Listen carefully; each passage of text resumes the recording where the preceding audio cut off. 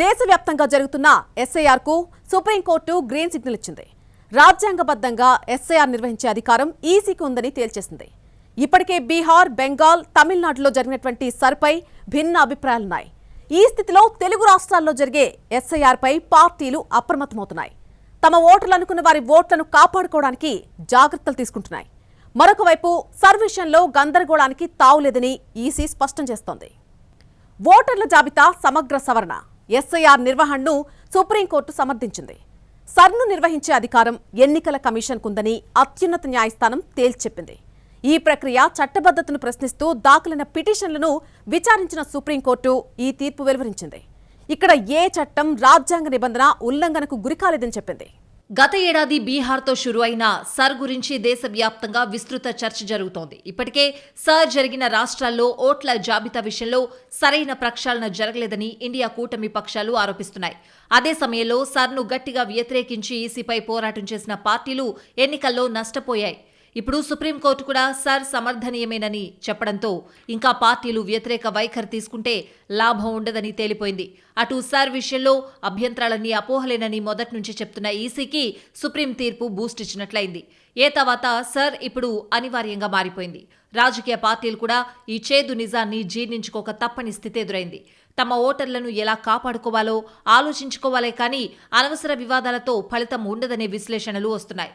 ఎన్నికల సంఘం నిర్వహిస్తున్న స్పెషల్ ఇంటెన్సివ్ రివిజన్ సర్పై సుప్రీంకోర్టు కీలక ఉత్తర్వులు జారీ చేసింది. సర్ ప్రక్రియ ప్రజాస్వామ్యాన్ని పునరుద్ధరిస్తుందని వ్యాఖ్యానించిన సుప్రీంకోర్టు పౌరుల పౌరసత్వంపై కీలక వ్యాఖ్యలు చేసింది. సర్లో పేరు తొలగిస్తే పౌరసత్వం పోయినట్లు కాదని చెప్పింది. జస్టిస్ సూర్యకాంత్, జస్టిస్ జోమలియా బాగ్చి ధర్మాసనం సర్ ప్రక్రియపై ఈ కీలక ఉత్తర్వు జారీ చేసింది. ఎలక్షన్ కమిషన్ నిర్వహిస్తున్న సర్ ప్రక్రియ పరోక్షంగా పౌరసత్వానికి సంబంధించి చేసే ప్రక్రియగా వస్తున్న ఆరోపణల క్రమంలో సుప్రీంకోర్టు ఉత్తర్వులు ప్రాధాన్యత సంతరించుకున్నాయి. కేంద్ర ఎన్నికల సంఘం వ్యక్తుల పౌరసత్వాన్ని నిర్ణయిస్తుందా అనే ప్రశ్న ఇటీవలి కాలంలో ఉత్పన్నమవుతోంది. ఈ క్రమంలో సిటిజన్షిప్ పై సుప్రీంకోర్టు చేసిన వ్యాఖ్యలు కీలకంగా మారాయి. పౌరసత్వ నిర్ధారణ అంశంలో చేసే వెరిఫికేషన్ మాదిరిగానే ఎన్నికల కమిషన్ సర్వే చేస్తుందని, కానీ అది ఎన్నికల లిస్టులో పేరు ఉండాలా తొలగించాలా అనే వరకే పరిమితమవుతుందని బెంచ్ పేర్కొంది. భారత పౌరసత్వం కలిగి ఉన్న వ్యక్తులు ఎన్నికల ప్రక్రియలో కీలకమైన ఎలక్టోరల్ రోల్స్లో వారి పేర్లు ఉండాలా వద్దా అనే వరకే సర్ ప్రక్రియ ఉంటుందని సుప్రీంకోర్టు చెప్పింది. ఈ ఎంక్వైరీ ద్వారా ఈసీకి వ్యక్తుల పౌరసత్వాన్ని నిర్ధారించే అధికారం లేదని తేల్చి చెప్పింది. సర్ ప్రక్రియ రాజ్యాంగానికి ఊపిరి పోస్తుందని సుప్రీంకోర్టు ధర్మాసనం వ్యాఖ్యానించింది. ఖచ్చితమైన ఓటర్ల జాబితా దిశగా సర్ ఒక ముందడుగు అని సుప్రీంకోర్టు తెలిపింది. ఎన్నికల సంఘం సర్ ప్రక్రియ అమల్లో చట్టబద్ధమైన అధికారాలకు లోబడే వ్యవహరించిందని కేంద్ర ఎన్నికల సంఘాన్ని సుప్రీంకోర్టు సమర్థించింది. ఈ వ్యాఖ్యతో ఎన్నికల సంఘం అధికారాలను అత్యున్నత ధర్మాసనం సమర్థించింది. ఆర్టికల్ 324 ప్రకారం ఈసీకి పూర్తి అధికారాలున్నాయని స్పష్టం చేసింది. ఓటరు జాబితాలో అనర్హులు లేకుండా చూడడమే సర్ లక్ష్యమని కేంద్ర ఎన్నికల సంఘం ఇప్పటికే చెప్పింది. సర్లో భాగంగా ఓటర్ల జాబితాలో పేర్ల నమోదు, లింకింగ్ ప్రక్రియలో పూర్తి పారదర్శకత కోసం పుట్టిన తేదీ ఆధారంగా ధృవీకరణ పత్రాలను సమర్పించాల్సి ఉంటుంది. ఈ ప్రత్యేక సవరణ ప్రక్రియలో భాగంగా జూలై 1, 1987 కంటే ముందు దేశంలో జన్మించిన వారు ఓటర్లుగా నమోదు చేసుకోవడానికి తమ పుట్టిన తేదీ లేదా నివాస ధృవీకరణ కోసం ఏదైనా ఒక ఐడి ప్రూఫ్ చూపితే సరిపోతుంది. అయితే జూలై 1, 1987 నుంచి డిసెంబర్ 2, 2004 మధ్యకాలంలో జన్మించిన దరఖాస్తుదారులు తమ వ్యక్తిగత పత్రాలతో పాటు తల్లి లేదా తండ్రిలో ఒకరి వివరాలు లేదా ధృవీకరణ పత్రాలను తప్పనిసరిగా సమర్పించాల్సి ఉంటుంది. ఇక డిసెంబర్ 2, 2004 తర్వాత జన్మించిన వారైతే తమ సొంత పత్రాలతో పాటు అటు తల్లి ఇటు తండ్రి ఇద్దరి బర్త్ లేదా ప్లేస్ ఆఫ్ బర్త్ సర్టిఫికెట్లను ఖచ్చితంగా జత చేయాల్సి ఉంటుంది. ఈ వయస్సు ధృవీకరణ నమోదు ప్రక్రియ కోసం పాస్పోర్ట్, జనన ధృవీకరణ పత్రం, విద్యాసంస్థల సర్టిఫికెట్లు, ఆధార్ కార్డు సహా మొత్తం 12 రకాల పత్రాలను ఎన్నికల సంఘం ప్రామాణికంగా తీసుకోనుంది. ఎన్నికల కమిషన్ చేపట్టిన సర్ ప్రక్రియ చట్టవిరుద్ధమని సవాల్ చేస్తూ దాఖలైన పిటిషన్లను సుప్రీంకోర్టు కొట్టివేసింది. బీహార్, పశ్చిమ బెంగాల్ తదితర రాష్ట్రాల్లో ఈసీ నిర్వహించిన ఈ ప్రక్రియ రాజ్యాంగ లక్ష్యాలకు అనుగుణంగానే ఉందని కోర్టు పేర్కొంది. ప్రజాస్వామ్యబద్ధమైన ఎన్నికల నిర్వహణలో భాగంగా ఓటర్ల జాబితాను నిరంతరం అప్డేట్ చేయాల్సిన అవసరం ఉందని కోర్టు అభిప్రాయపడింది. ఈసీకి సర్ నిర్వహించే అధికారం లేదని, ఇది ప్రాతినిధ్య చట్టం 1960 నాటి ఎన్నికల నిబంధనలను ఉల్లంఘిస్తోందని పిటిషనర్లు వాదించారు. అయితే కోర్టు ఈ వాదనలను తోసిపుచ్చింది. ఓటర్ల జాబితా తయారీలో ఈసీకి ఉన్న విస్తృత అధికారాలను, ముఖ్యంగా ఎన్నికల సమగ్రతను కాపాడే క్రమంలో ఈ ప్రక్రియ ఎంత ముఖ్యమో కోర్టు తన తీర్పులో వివరించింది. కోర్టులో విచారణ జరుగుతున్న సమయంలోనే దేశంలోని బీహార్, కేరళ, తమిళనాడు, పశ్చిమ బెంగాల్ వంటి రాష్ట్రాల్లో సర్ ప్రక్రియ పూర్తయింది. ప్రస్తుతం ఉత్తరప్రదేశ్, గుజరాత్, రాజస్థాన్లలో ఈ ప్రక్రియ కొనసాగుతుంది. ఈ తీర్పుతో ఎన్నికల కమిషన్ చేపట్టిన సర్వేలకు చట్టపరమైన భద్రత లభించడంతో పెండింగ్లో ఉన్న రాష్ట్రాల్లో కూడా ఈ ప్రక్రియ వేగవంతం కానుంది. దేశంలో సర్ ప్రక్రియ జరగడం ఇదే కొత్త కూడా కాదు. 1952 నుంచి 2004 వరకు 13 సార్లు సర్ జరిగింది. దాదాపు 20 ఏళ్ల సుదీర్ఘ విరామం తర్వాత ఎన్నికల సంఘం ఇప్పుడు మళ్లీ సర్ చేపట్టింది. అందులోనూ మొదటి విడతగా బీహార్లో అసెంబ్లీ ఎన్నికలకు ముందు నిర్వహించడంపై ఇప్పటికే తీవ్ర దుమారం చెలరేగింది. మార్పుల తర్వాత జాబితాలో 50 లక్షలకు పైగా ఓటర్ల పేర్లు గల్లంతు కావడంపై పార్లమెంట్ కూడా దద్దరిల్లింది. ఈ వివాదం ఒక కొలికి రాకుండానే దేశమంతటా సర్ కార్యక్రమం చేపట్టనున్నట్లు ఎన్నికల కమిషన్ గత అక్టోబర్ 27న ప్రకటించింది. దీనిపై విపక్ష పాలిత రాష్ట్రాలు తీవ్ర వ్యతిరేకత తెలిపాయి. ముఖ్యంగా తమిళనాడు, పశ్చిమ బెంగాల్ ప్రతిఘటించి తీరుతామని శపథం పూనాయి. కానీ తీవ్ర నిరసనల మధ్యే సర్ ప్రక్రియ జరిగింది. ఎన్నికల్లో తమ ఓటమికి సర్తోనే పునాది పడిందని బెంగాల్లో మమతా బెనర్జీ తీవ్ర ఆరోపణలు చేశారు. ఉత్తరప్రదేశ్ సర్లో ఏకంగా సుమారు 20% ఓటర్ల పేర్లు అంటే 2.89 కోట్ల ఓట్లు గల్లంతవడం కలకలం రేపింది. రాష్ట్రంలోని మొత్తం ఓట్ల సంఖ్య 15.44 కోట్ల నుంచి 12.55 కోట్లకు తగ్గిపోయింది. ఇక రాజధాని లక్నోలో 39.9 లక్షల ఓట్లుంటే అందులో 30% సర్వేలో ఎగిరిపోయి చివరకు 27.9 లక్షలే మిగిలాయి. అందులో కొందరు ఓటర్లు చనిపోయారని, మరికొందరు వేరే ప్రాంతాలకు వలసపోయారని, ఇంకొందరి పేర్లు 2 లేదా అంతకంటే ఎక్కువ చోట్లున్నాయని కమిషన్ వివరణ ఇచ్చింది. ఏది ఏమైనప్పటికీ భారీ స్థాయిలో ఓట్ల తొలగింపుపై రాజకీయ విమర్శలు, ప్రతి విమర్శలు వెల్లువెత్తుతున్నాయి. సర్ కార్యక్రమం వల్ల ఓటర్లలో కొన్ని వర్గాలు తీవ్ర ప్రభావానికి గురయ్యాయని ప్రధాన ప్రతిపక్షమైన సమాజ్వాదీ పార్టీ ఆరోపించింది. సర్ ఎలా ఎన్నికల ఫలితాన్ని ప్రభావితం చేసిందో చెప్పడానికి కొన్ని పార్టీలు నిర్దిష్టమైన గణాంకాల్ని ప్రస్తావిస్తున్నాయి. ఉదాహరణకు మమతా బెనర్జీ పోటీ చేసిన భవానీపూర్లో 44,990 ఓట్లను తొలగించారు. అక్కడ ఆమె 15,105 ఓట్లతో ఓడిపోయారు. తమిళనాడులో స్టాలిన్ పోటీ చేసిన నియోజకవర్గంలో దాదాపు 71,133 ఓట్లను తొలగించారు. ఆయన ఓడింది 8,000 ఓట్ల తేడాతోనే. అంతేకాకుండా బెంగాల్లో తీసేసిన ఓట్లు 91 లక్షలైతే ఆ రాష్ట్రంలో మమతా పార్టీ ఓడింది 31 లక్షల తేడాతో. అదే తమిళనాడులో తీసేసింది 74 లక్షలైతే స్టాలిన్ పార్టీ ఓడింది 17 లక్షల తేడాతోనే. ఈ గణాంకాలన్నీ సర్ విషయంలో తమ భయాలు నిజమేనని చెప్తున్నాయని కొన్ని పార్టీలు వాదిస్తున్నాయి. కానీ ఎవరేం చెప్పినా సుప్రీం తీర్పు తర్వాత అందరూ సర్కు కట్టుబడక తప్పని స్థితి వచ్చేసిందనే మాటకు తిరుగులేదు. Back to story board. ఎన్నికలొచ్చాయంటే ఓటర్ దేవోభవ అంటూ రాజకీయ నేతలు పరుగులు తీస్తారు. ఓటర్లే నిర్ణేతలుగా ఉంటారు. ప్రజాస్వామ్య బలోపేతానికి స్వచ్ఛమైన ఓటర్ జాబితా రూపకల్పన అవసరమని కేంద్ర ఎన్నికల సంఘం ఓటర్ల జాబితా ప్రక్షాళనకు పూనుకుంది. దేశంలో సర్ ప్రక్రియను ఈసీ తొలుత ప్రయోగాత్మకంగా బీహార్లో గత ఏడాది జూన్ నుంచి సెప్టెంబర్ వరకు నిర్వహించింది. రెండో దశ సర్ ప్రక్రియను 9 రాష్ట్రాలు, 3 కేంద్రపాలిత ప్రాంతాల్లో గత ఏడాది అక్టోబర్ 27న ప్రారంభించి ఇటీవలే ముగించింది. ప్రస్తుతం మూడో దశపై ఈసీఐ దృష్టి పెట్టింది. జనాభా గణన, హౌసింగ్ లిస్టింగ్ ప్రక్రియను దృష్టిలో ఉంచుకుని ఈ మూడో దశ స్కెడ్యూల్ను రూపొందించినట్టు ఈసీఐ తెలిపింది. జూన్ 15 నుంచి జూలై 24 వరకు సర్ ప్రక్రియకు అవసరమైన సన్నాహకాలు పూర్తి చేయనున్నారు. ఓటర్ల సంఖ్యకు అనుగుణంగా స్థానిక సౌకర్యాలను దృష్టిలో ఉంచుకుని పోలింగ్ కేంద్రాల పరిధిని, స్థానాలను అధికారులు ఈ దశలో సర్దుబాటు చేస్తారు. సిబ్బందికి శిక్షణ, ఓటరు జాబితాలు, ఇతర ముద్రణలు సిద్ధం చేసుకున్నారు. ఓటరు జాబితా సవరణలో భాగంగా బీఎల్ఓ క్షేత్రస్థాయిలో పర్యటిస్తారు. జూన్ 25 నుంచి జూలై 24 వరకు బీఎల్ఓలు ప్రతి ఇంటిని సందర్శించి వివరాలు సేకరిస్తారు. సర్ మూడో దశలో తెలంగాణ సహా 16 రాష్ట్రాలు, 3 కేంద్రపాలిత ప్రాంతాల్లో నిర్వహించనున్నారు. హిమాచల్ ప్రదేశ్, జమ్మూ కశ్మీర్, లడఖ్ మినహా దేశంలోని మిగిలిన ప్రాంతాలన్నీ ఈ మూడో దశతో కవర్ కానున్నాయి. 16 రాష్ట్రాలు, 3 కేంద్రపాలిత ప్రాంతాల్లో కలిపి 36.73 కోట్ల మంది ఓటర్లుండగా 3.94 లక్షల మంది బీఎల్ఓలను తాము నియమించామని, 3.42 లక్షల మంది బీఎల్ఓలను వివిధ పార్టీలు నియమించినట్టు ఈసీ తెలిపింది. ఒకవేళ ఇంటికి తాళం వేసుంటే బీఎల్ఓలు కనీసం 3 సార్లు సందర్శిస్తారు. ఓటర్లు తమ నమోదు ఫారాలను ఆన్లైన్లో డౌన్లోడ్ చేసుకుని సమర్పించే అవకాశం కూడా కల్పించారు. జూలై 24వ తేదీలోపు పోలింగ్ కేంద్రాల పునర్వ్యవస్థీకరణ ప్రక్రియను పూర్తి చేయనున్నారు. ఈ ప్రక్రియ ముగిసిన అనంతరం జూలై 31న ముసాయిదా ఓటర్ జాబితాను ప్రచురిస్తారు. సర్ ప్రక్రియలో ఇది అత్యంత కీలకమైన దశగా చెప్తున్నారు.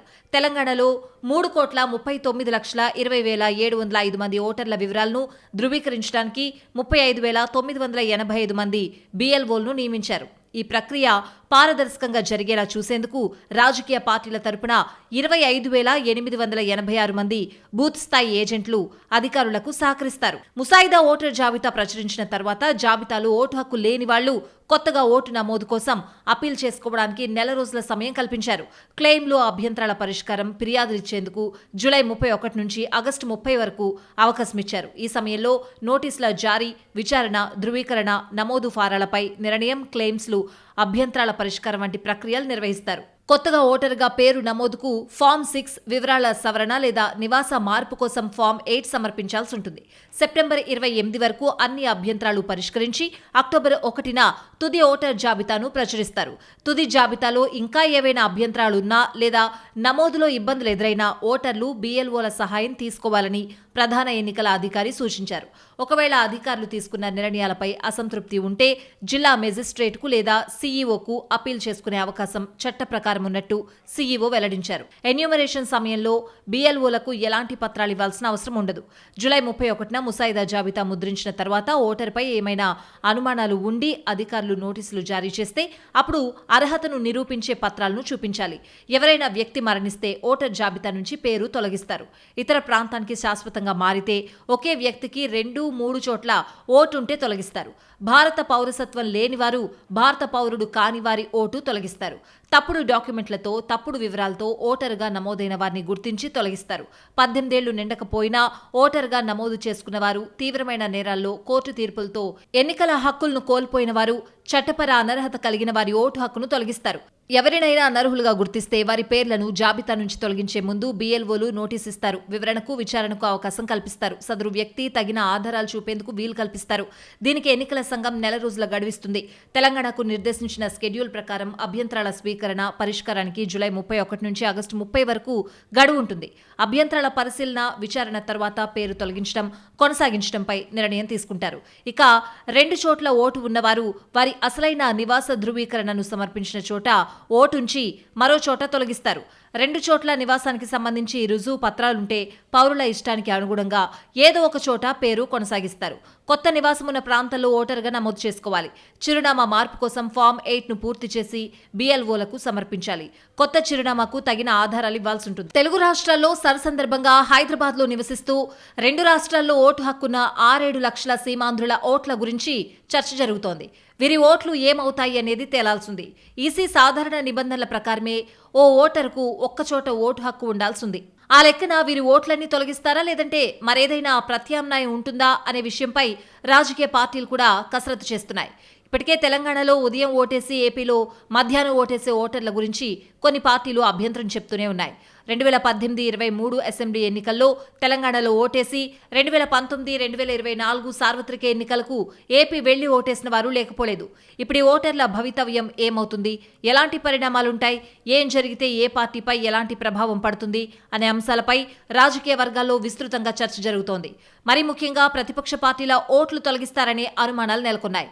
అందుకు తగ్గట్టుగానే ప్రతిపక్షాలన్నీ సర్ కోసం ముందే సిద్ధమవుతున్నాయి. హైదరాబాద్ లో MIM ఇప్పటికే తమ ఓటర్లకు అవగాహన కల్పించే పని మొదలుపెట్టింది. BRS కూడా అదే పనిలో ఉంది. అటు ఏపీలో జగన్ కూడా అప్రమత్తంగా ఉండాలని తమ పార్టీ శ్రేణులకు సూచించారు. ఓట్లు పెరిగినా తగ్గినా నష్టమేనంటూ జగన్ వైసీపీ క్యాడర్కు జాగ్రత్తలు చెప్పారు. ఎంత ఇంపార్టెంటో ఈ విషయము అని చెప్పి మీ అందరికీ కూడా మీ నియోజకవర్గాలలో ఎంతగా దీని గురించి పట్టించుకొని జాగ్రత్తలు తీసుకోవాల్సిన అవసరం ఉంది అని చెప్పడానికి మీ అన్నీ కూడా చెప్తా ఉన్నా. ఆశ్చర్యం ఎందుకో తెలుసా, జాగ్రత్తలు ఎందుకో తెలుసా, కారణం ఏమిటి అని అంటే మనమేమో ఓట్లు పెరగడం వల్ల ఓడిపోయినాం, అక్కడేమో ఓట్లు తీసేయడం వల్ల వాళ్ళు ఓడిపోయినారు. రెండు డేంజరే. సర్ ప్రక్రియ సమయంలో ఓటర్లు శాశ్వతంగా లేదా తాత్కాలికంగా వేరే ప్రాంతానికి వెళ్లారా అనేది పోలింగ్ స్టేషన్ అధికారులు రికార్డ్ చేస్తారు. చాలా కుటుంబాలు ఇతర పట్టణాల్లో శాశ్వతంగా నివసిస్తున్నప్పటికీ ఎన్నికల సమయంలో ఓటు వేసేందుకు తమ స్వస్థలానికి వస్తూ ఉంటాయి. ఇలాంటి పరిస్థితుల్లో ఎన్యూమరేషన్ ఫామ్ను ఎన్నికల సంఘం వద్ద నమోదై ఉన్న పాత అడ్రస్లో సమర్పించలేకపోతే వారి పేర్లను అక్కడ తొలగిస్తారు. ప్రస్తుతం వారు ఎక్కడైతే నివసిస్తున్నారో ఆ పోలింగ్ స్టేషన్ వద్ద తమ పేర్లను నమోదు చేసుకునేందుకు కొత్తగా అప్లికేషన్ను పెట్టుకోవాల్సి ఉంటుంది. ఎన్యూమరేషన్ ఫామ్తో ఈ ప్రక్రియ చేపట్టిన తర్వాత ఓటరు జాబితాలో ఏవైనా తేడాలుంటే ఎన్నికల సంఘం వాటికి వివరణ కోరుతుంది. ఆ సమయంలో నోటీస్ అందుకున్న వారు మాత్రమే తమ డాక్యుమెంట్లను సమర్పించాల్సి ఉంటుందని ఎన్నికల సంఘం చెప్తోంది. Back to story board. మన దేశం ప్రపంచంలోనే అతిపెద్ద ప్రజాస్వామ్య దేశం. ఇక్కడ ప్రతి ఎన్నిక కేవలం రాజకీయ పార్టీల మధ్య పోటీకి ఒక వేదిక మాత్రమే కాదు, పౌరుల ప్రజాస్వామ్య విశ్వాసానికి నిదర్శనం కూడా. ఎన్నికల ప్రక్రియలో ఉండే నిష్పాక్షికత, పారదర్శకతే ఈ విశ్వాసానికి పునాది.